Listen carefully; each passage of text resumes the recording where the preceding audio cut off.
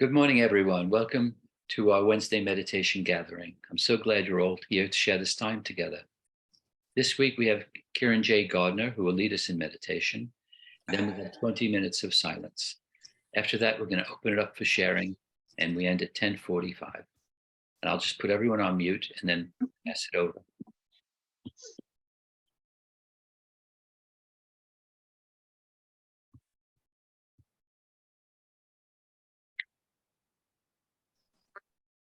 Okay, Dan, am I good to go? Good to go. Thank you very much. It's very lovely to be here. Thank you so much for choosing to join together. A Course in Miracles works on two levels. It meets us where we seem to be and offers the powerful practice of forgiveness to help us let go of the belief of separation. It also encourages us to simply open our minds and remember truth. Our true self is in our minds, excuse me, as is God, as is heaven. It's there, unchanged, simply waiting for our acknowledgement.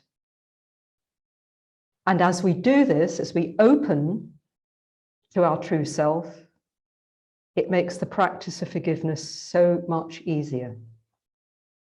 So this is what we're about today, an invitation to open to our true self. I'm going to read a short quote from lesson 252, The Son of God is my identity, and I'm going to read it twice. The first reading is an invitation to open our minds in the direction of our true self. The second reading is an invitation to open further. If we've opened in the first reading, can we open even further? Without strain, without effort, just a willingness and a desire to remember the truth of ourselves. And then we'll go into the silence. So would you like to close your eyes and open your minds?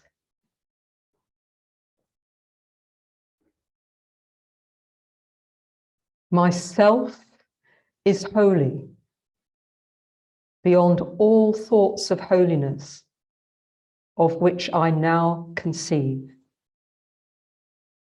Its shimmering and perfect purity is far more brilliant than is any light that I have ever looked upon.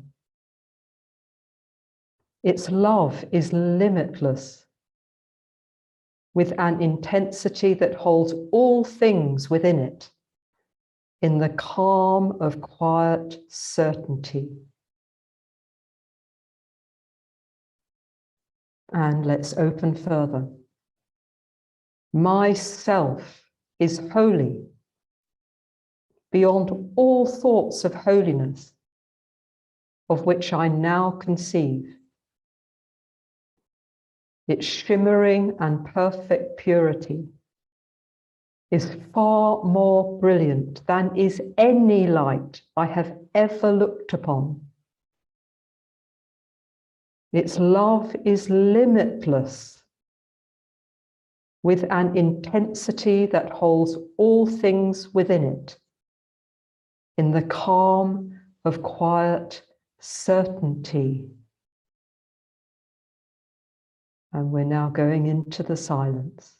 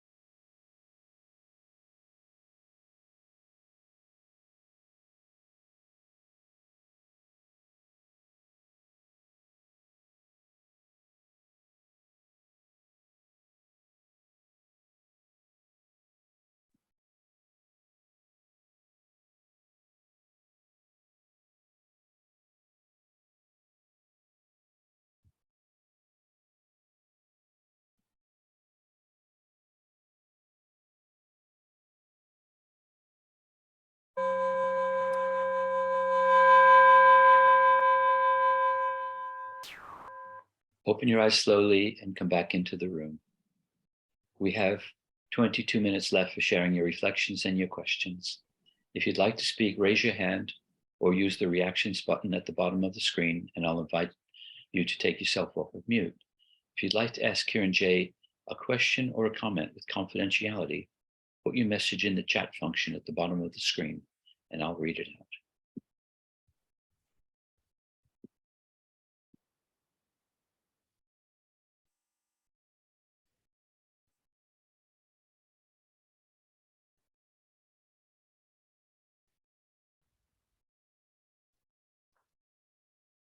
Linda, take yourself off mute.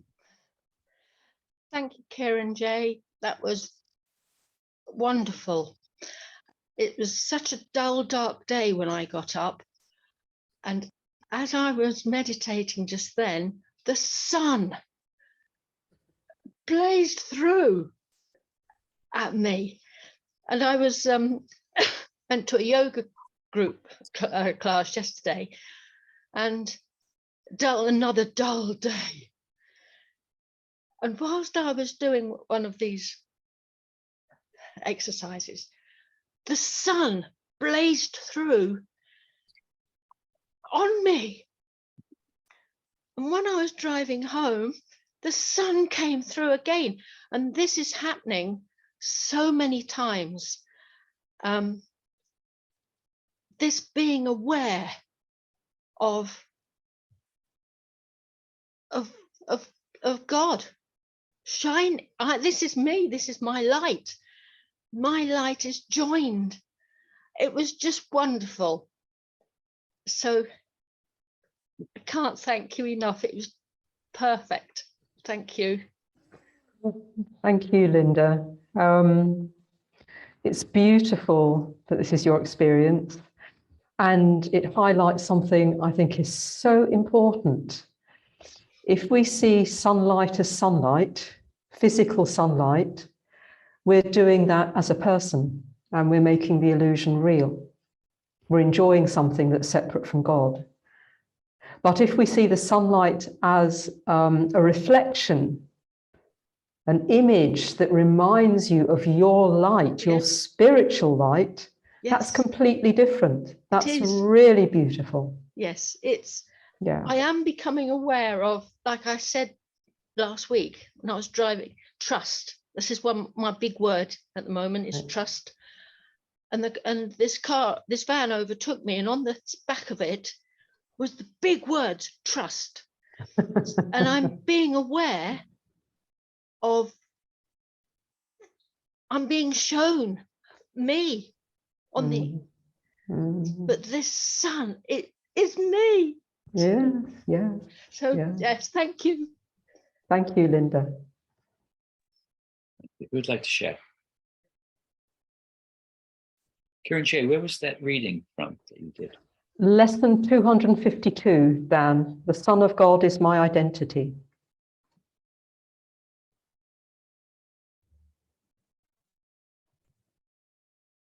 Celia and then Jim have their hands up. I've noticed as you were looking away, Jim.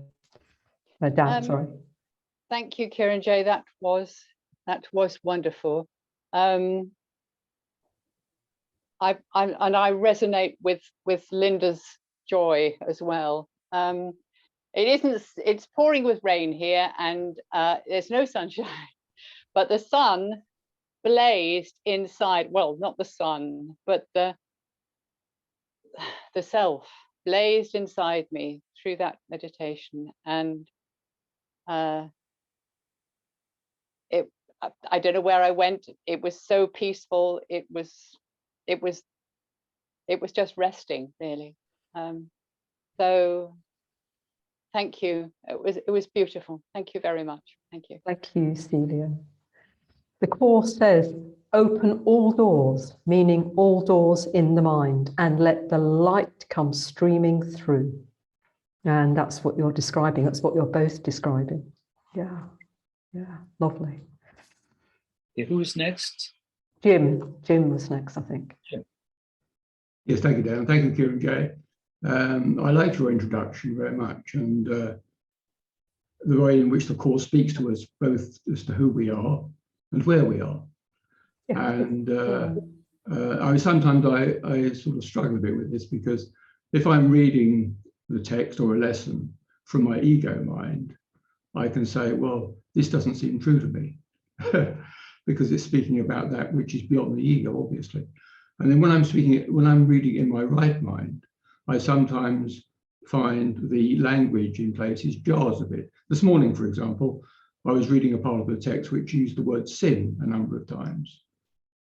And I think, well, there is no sin. I'm saying to myself, there is no sin. Why is it speaking about sin? Again, it's because it's speaking to the normal ego mind. So I normally translate it in my mind to mistake, which a mistake, of course, is simply taking the wrong thing. It's taking the ego rather than the self, the ego rather than the Son of God.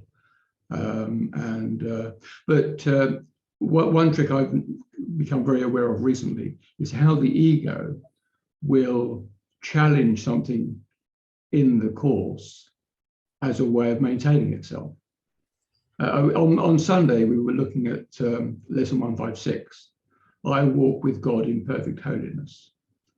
And I thought, well, hang on a moment, this isn't how I go about my day. But yesterday, I was walking around. I was actually walking, physically walking. And I really saw how absolutely that's always true. I walk with God in perfect holiness is always true.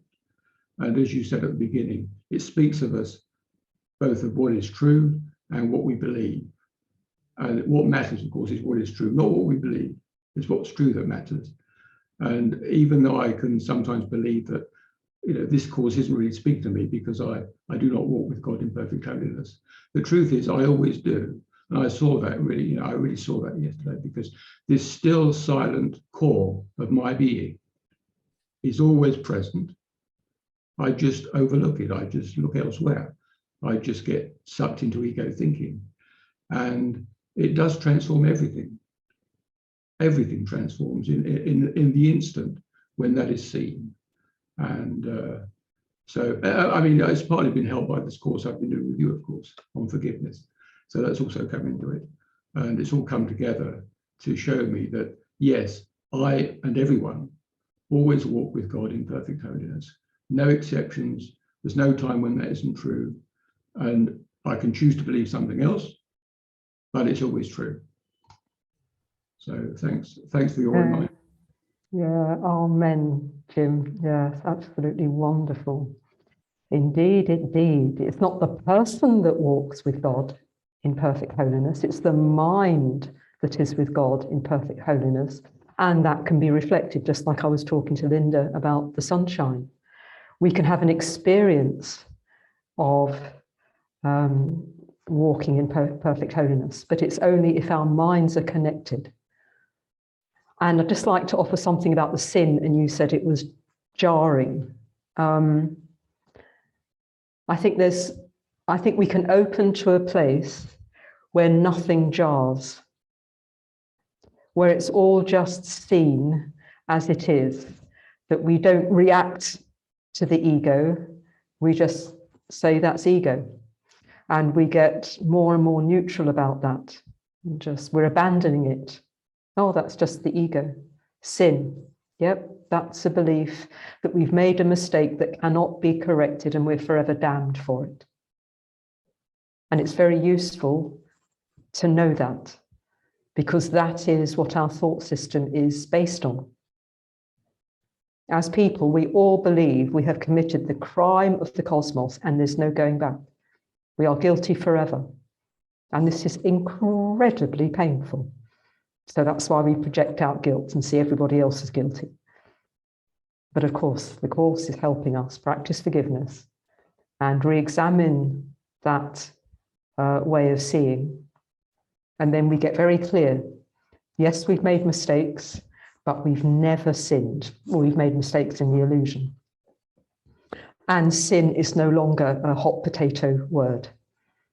So just putting that in there. It's not that it's wrong at the moment. It's just, I think that's where the Course is leading us to. So yes. Nothing, evil, devil, all these words that could really put the wind up us will no longer do that. Yeah, something else I noticed in the meditation that followed on from what you said, that the still mind can be disturbed, but the self cannot be. The Holy Son of God cannot be disturbed. There is a still mind where I'm still present. It's me having a still mind. And if I'm reading something or doing something with an idea of me having a still mind, which is better than having an agitated mind, but there's still a sense of me there. And that can be disturbed because there's a me under it. But beyond that is this pure Son of God, which is never disturbed by anything. And so it's a reminder, as you say, it's a reminder if I am in any way jarred by any words, and I think I may be thinking to myself, I am reading this as the Holy Son of God, which of course is ultimately true, but again, in life it may not be. It may just be reading it from a point of view of a still mind, Jim's still mind. And that's another way of being alerted to the fact that Jim is still present in this reading. And there's further to go, basically. There is a further opening to that which is beyond Jim. Yeah. Yeah, thank you, kironJ. Very good. Thank you, Jim. Lovely, lovely, lovely. Who'd like to share? Lottie, take yourself off mute.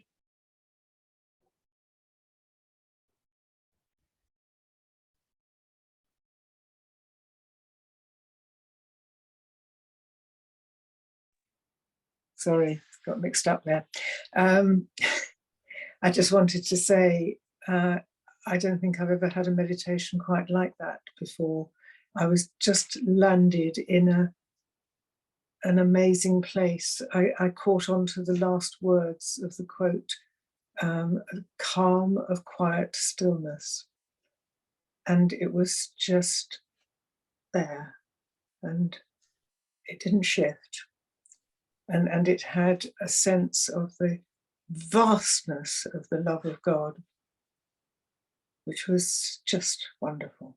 Thank you. Thank you, Lottie. Thank you for choosing to open like that. Yeah, because all minds are joined, aren't they? As you open, it supports all of us to open. Yeah, beautiful. Thank you. Who'd like to share?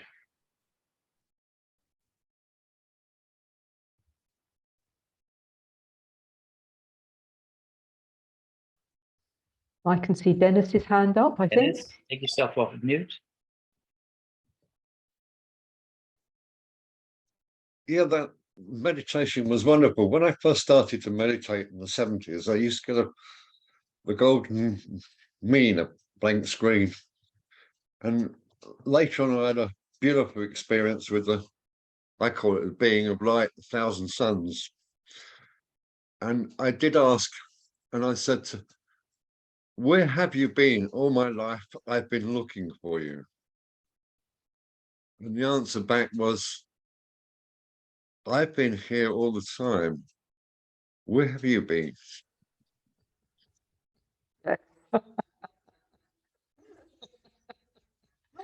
Thank you, Dennis. That says it all, doesn't it? The Course says those who are seeking the light are merely covering their eyes, and not really wanting it. The minute we want the light, it's there because we choose to open, and it's always been there. Yeah. Yeah, thank you. Who'd like to share?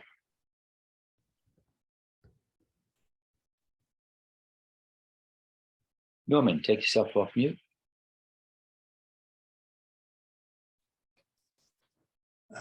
Yes, I can relate beautifully to Dennis's comment, where have you been?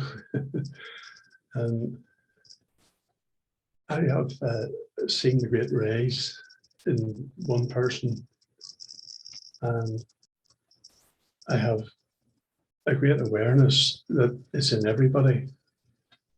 Certainly, the Course says you can't see the Holy Spirit, but I have seen the Holy Spirit in a way that a young girl was playing piano and I was turning the music notes over, and there's no ways that her fingers were reaching the notes.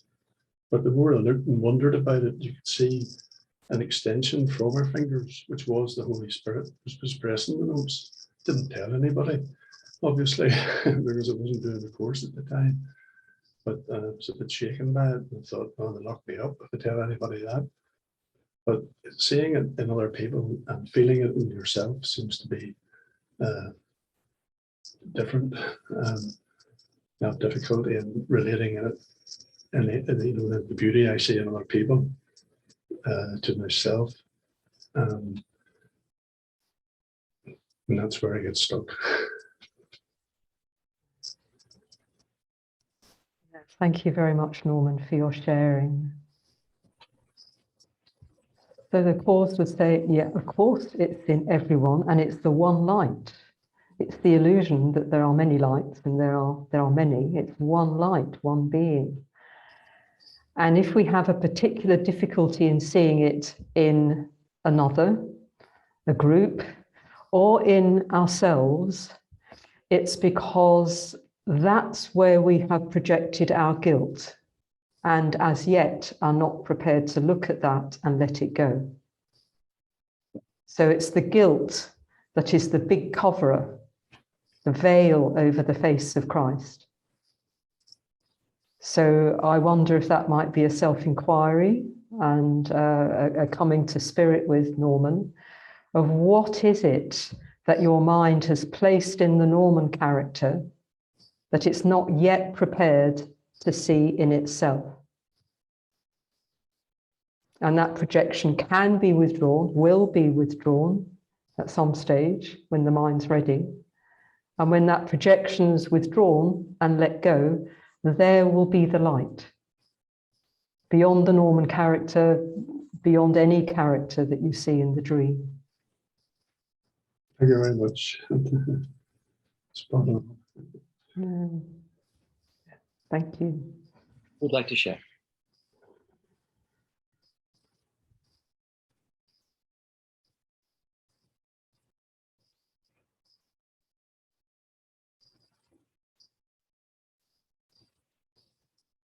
Catherine, take yourself off mute. Thank you, kironJ. And yeah, it was lovely. My comment is actually for Dan. Dan, when you said, I'm going to put you all on mute, I really received that as I was like, oh, that's how lovely to be put on mute. How lovely if I had a little switch, a little Dan that could put my chattering mind on mute, so that I can just open to the Holy Spirit and the glory. So yeah, it set me up perfectly for for your meditation, kironJ. So thank you, Dan, for putting me on. Anytime, Catherine, just let me know. And of course, Catherine, your mind does have a little Dan that can put you on mute. We have all power to not listen to the ego. And it's an illusion that we don't. But if it helps to see a little Dan in there doing it, then go with it, of course. Yeah. Who'd like to share?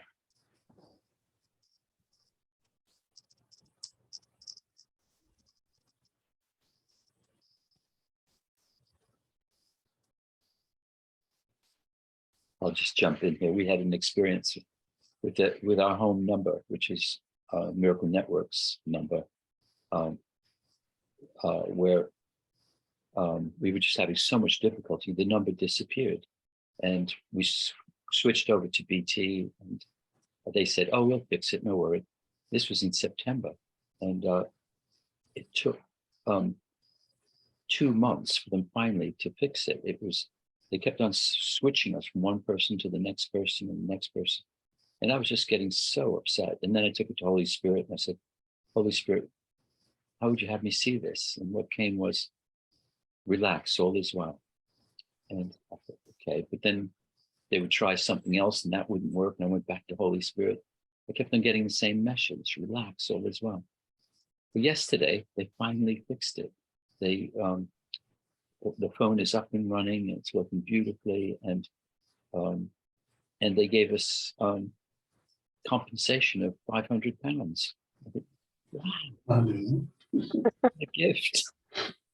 So that was, I'm so grateful to have Holy Spirit in my mind to relax me and just to make me come to peace again.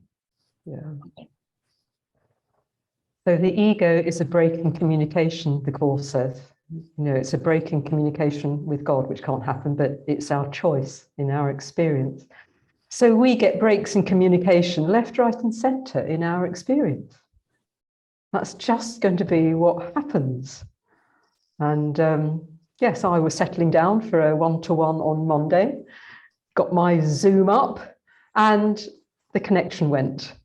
And I spent 20 minutes on and off communicating with this student, and we eventually abandoned it because it just kept breaking. It's like, this is what it's like. I open to spirit and then I shut down. I open to spirit and then I shut down. And it happened once more yesterday morning. And so I called EE, and an engineer was sent that they did tests on the line. No, they couldn't see what was going on. So somebody came out yesterday, for which I was extremely grateful. No, can't see anything, probably just a blip. And I thought, well, this will be a test. Am I actually going to maintain connection with you today? And yes, it seems to be all right. But for me, the power is seeing there's nothing really going on out there. That's just a representation of breaking communication. And so the answer is to communicate and do whatever practical. You know, I had to phone EE and go through that process. But the answer is open our minds and connect. That is the remedy to all breaks in communication, technical and relationship-wise. That's my thoughts on the situations which we often encounter. Yeah. Thank you, kironJ. It's been wonderful to have this time with you. I'm so grateful you don't have any blips today. Yes, you do. And take yourself off of mute and show your appreciation to kironJ. Thank you, Kieran. Thank you, Kieran. Thank you. So lovely. Thank you very much. Thank you. Thank you.